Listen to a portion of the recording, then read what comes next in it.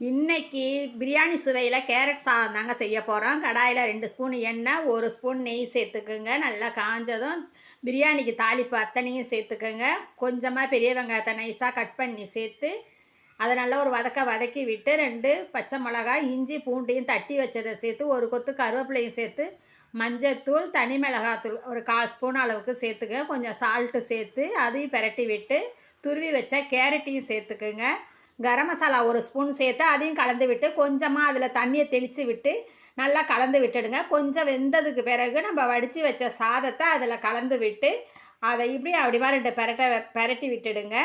மேலே கடைசியாக கொத்தமல்லி இலைகளை தூவி விட்டு பரிமாறி பாருங்கள். இது சுட சுட சாப்பிடும்போது அவ்வளோ சூப்பராக இருக்கும். இது டெய்லி நம்ம லெமன் ரைஸு அது மாதிரி செஞ்சு கொடுக்கறதுக்கு பதில் இந்த மாதிரி லஞ்ச் பாக்ஸுக்கு இதை மாதிரி செஞ்சு கொடுங்க. ரசித்து சமைங்க, ருசித்து சாப்பிடுங்க. தேங்க்யூ.